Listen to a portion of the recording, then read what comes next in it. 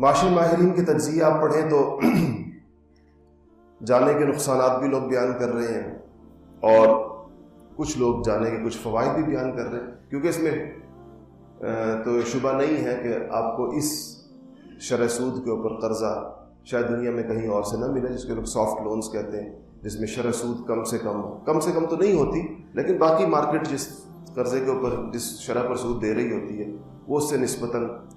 کچھ تناسب اس کا کم ہوتا ہے، اسی وجہ سے اس کی شرائط بڑی کڑی ہوتی ہیں اور وہ شرائط حکومتیں ماننے پر مجبور بھی ہوتی ہیں۔ ان شرائط کے کچھ نتائج آپ کی معیشت کے اوپر مرتب ہوتے ہیں، جن میں سے ایک تو یہ ہے کہ آپ لوگ دیکھ بھی رہے ہیں کہ جس میں جن چیزوں پہ حکومت سبسڈی دے رہی ہوتی ہے، IMF سب سے پہلے انہیں کہتی ہے کہ آپ سبسڈی بند کریں، جیسے بجلی پر سبسڈی ہے، گیس پر سبسڈی ہے، انہوں نے تو جانے سے پہلے بھی کم کر دی اور اب شاید آنے والے وقتوں کے اندر یہ سبسڈی کو مزید کم کریں گے۔ یعنی اگر فرض کریں حکومت کو اگر گیس کا یونٹ یا بجلی کا ایک یونٹ 10 روپے کا پڑ رہا ہے اور وہ عوام کو 6 روپے میں دے رہی ہے، تو ظاہر بات ہے کہ 4 روپے حکومت بھر رہی ہے اس کے، تو IMF یہ کہتا ہے کہ اس کو نہ بھریں آپ اور یہ عوامی پر ڈالیں۔ اسی کے نتیجے کے اندر آپ دیکھتے ہیں کہ بجلی کا ٹیرف بڑھتا ہے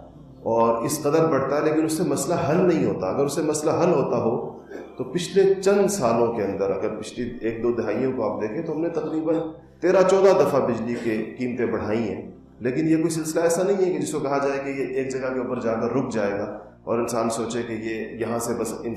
معاشی حالات درست ہونا شروع ہو جائیں گے۔ دوسری چیز، جب وہ کہتے ہیں کہ حکومت اپنی اخراجات کے اندر اور بہت سارے منصوبوں کے اندر یا عوام کو دینے والے ریلیف کے اندر سبسڈی کے علاوہ اور بعض منصوبوں کے اندر سرکاری اخراجات کے اندر کمی کرے، تو لا محالہ اس سے معیشت کی رفتار سست ہوتی ہے،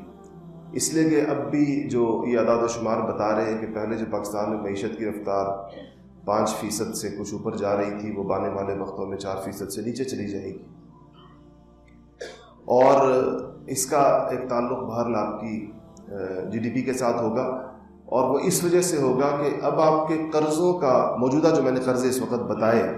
یہ GDP کا 86% بنتے ہیں، جو بیرونی اندرونی قرض۔ اتنا بڑا قرضہ جس ملک کے اوپر ہو تو اس کی معاشی ترقی کی رفتار کیا ہوگی اور کیسی ہوگی؟ سب سے پہلے میں اس پہ عرض کر دوں، اسی کچھ اسلامی شریعت کی روشنی میں اس پر کچھ گفتگو کرنے سے پہلے، کہ یہ جو ادارے بنے تھے جس کو آج ہمارے لوگ شاید مصیبتوں کے اندر اپنا مسیحا سمجھتے ہیں، یہ ادارے بنے کیوں تھے، کس لیے ان کو بنایا گیا تھا، اور کیا یہ واقعی تیسری دنیا کے مسلمانوں، تیسری دنیا کے انسانوں سے کوئی ہمدردی کی بنیاد پر بنے تھے، یا یہ مالدار ملکوں کی معیشتوں کو کے لیے تیسری دنیا سے بھی خون چوسنے کے لیے بنائے گئے؟ 1930 میں دنیا میں ایک بہت مشہور معاشی بحران آیا تھا، اور پہلی جنگ عظیم ہو چکی تھی، دوسری ابھی نہیں ہوئی تھی، اور پھر اس کے بعد دوسری جنگ عظیم ہوئی کچھ عرصے کے بعد، اس کے نتیجے کے اندر دنیا میں عالمی طاقتیں جنہوں نے جنگیں لڑی تھی، تو جنگوں کی آپ کو پتہ ہے قیمت ہوتی ہے، اور اس کی ایک قیمت انہوں نے ادا کی۔ برطانیہ اس زمانے کے اندر بہت پھیلا ہوا ملک تھا، اور وہ مشہور جملہ اس کے بارے میں تھا کہ اس کا سورج غروب ہی نہیں ہوتا، اور دنیا کے بہت سارے ملکوں کے اوپر اس کا قبضہ تھا۔ اس کے معاشی نقصانات بہت زیادہ تھے، بے تحاشا پاؤنڈ چھاپے گئے اس زمانے کے اندر اپنے معاشی نقصان کو پورا کرنے کے لیے۔ اس کے بعد یہ ممالک کچھ ملک یہ بیٹھے اور کہ جس کو یہ لوگ بیلنس آف پیمنٹ کہتے ہیں، یا جو ادائیگی کا جو توازن ہے قرضوں کے، اس کے لیے قرضے فراہم کرنے کے لیے اور معیشت میں مشورے دینے کے لیے،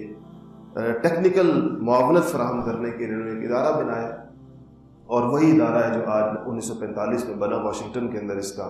صدر دفتر تھا، جس کو آج ہم IMF کہتے ہیں۔ پاکستان جیسے ممالک، شروع کے اندر تو اس میں ممالک کی تعداد کم تھی، اور اب یعنی 29 ارکان سے جو شروع ہوا تھا، تو اس وقت تقریباً کوئی 190 دنیا کے ممالک اس کا حصہ ہیں، اس ادارے کا، یا اس سے فائدہ اٹھاتے ہیں۔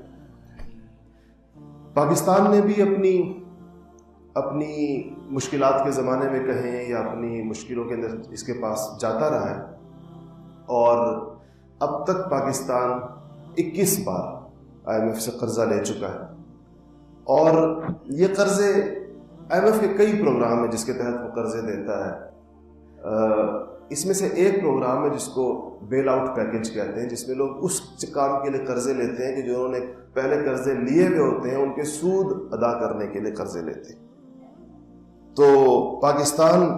12 دفعہ یہ بیل آؤٹ لے چکا ہے IMF سے، اور اب اگر جاتا ہے اور اس کو ملتا ہے تو یہ 13واں بیل آؤٹ پیکج ہوگا جو وہ IMF سے لے گا. یہ قرضہ چونکہ زیادہ تر اگر آپ یہ سوچیں کہ جس کے جو نتائج ہوں گے کہ یہ کسی بہت بڑے ترقیاتی منصوبوں کے اندر اس کی بھاری رقم نہیں خرچ ہوگی، یہ کسی ملک کی معیشت کے اندر کوئی اس کا کوئی بہت بڑی ایسی انڈکشن نہیں ہوگی کہ جس سے کوئی ایسے منصوبے وجود کے اندر آئیں جس سے کوئی عوام کو براہ راست فائدہ ہو یا آگے چل کر فائدہ ہو، بلکہ یہ اس قرضے کا ایک بڑا حصہ جو اس کا ہے وہ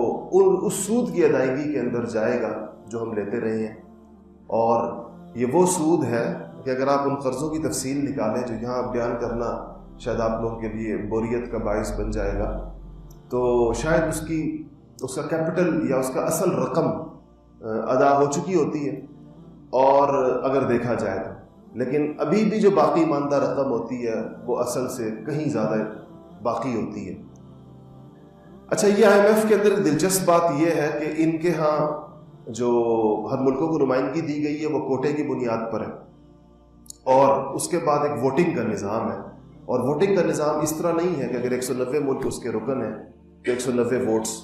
ہر ایک ملک کو ایک ووٹ ڈالتا ہے. ان کا جو کوٹا ملتا ہے اس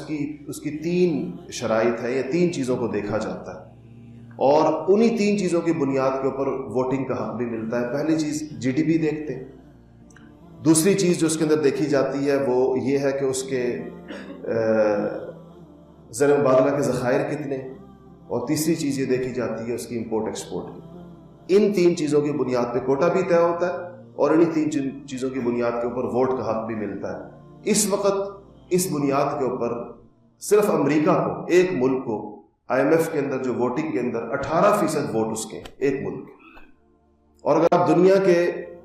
5 بڑے ملک لے لیں، امریکہ، برطانیہ، فرانس، چین اور جاپان، ان 5 ملکوں کے پاس 40% ووٹس. اور اگر دنیا کے 20 بڑے ملک لے لیں، صنعتی ملک لے لیں، تو تقریباً 80% ووٹس ان کے پاس. اس سے آپ اندازہ لگا سکتے ہیں کہ چھوٹے ملک اور غریب ملک اور عام ممالک دنیا کے ان 20 ملکوں کو اگر آپ نکال لیں تو باقی جو 160 ملک ہیں ان کی کیا حیثیت ہوتی ہے ان فورمز کے اندر، اور وہ کس طریقے کے صرف چونکہ دنیا ان کو اپنے قرضے دیتی ہے اور قرضوں کے ذریعے سے ان کے اوپر اثر انداز ہوتی ہے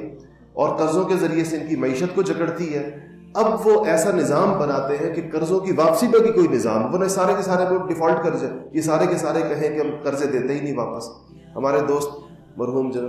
جنرل حمید گل صاحب مرحوم کہا کرتے تھے، جب بھی ہم مختلف پروگراموں میں اکٹھے ہوتے تھے، جنرل صاحب کی باتیں اپنے اسٹائل کی ہوتی تھی،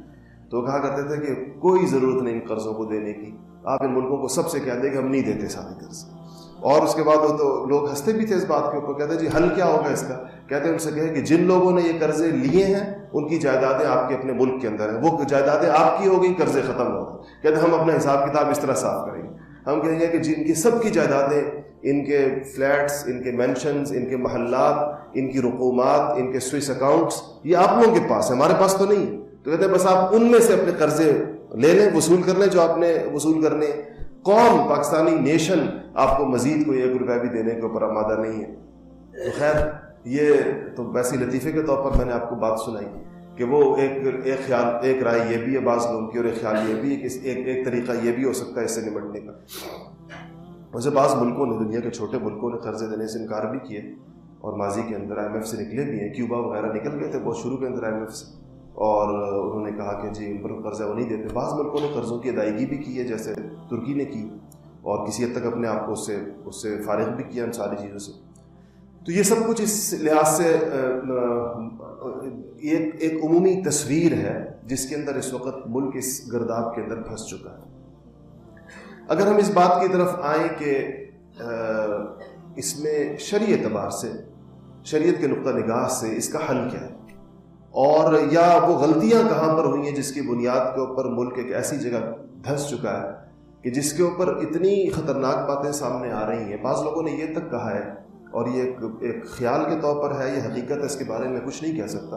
لیکن کہہ رہے ہیں کہ آنے والے وقتوں کے اندر پاکستان کے کو جو قرضوں کی ضرورت، سودی قرضوں کی، اس قدر بڑھ جائے گی، اس قدر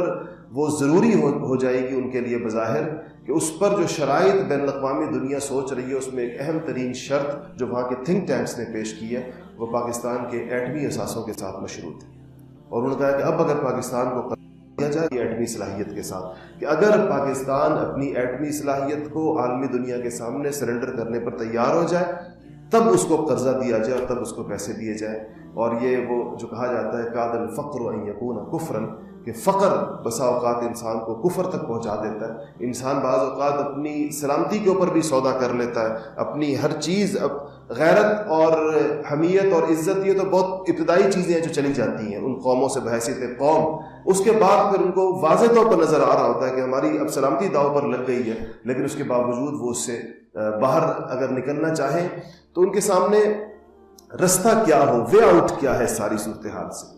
اس پر غور و فکر کرنے کے بعد چند چیزوں پر ہم پہنچتے ہیں۔ میں 2-3 چیزیں آپ سے عرض کروں۔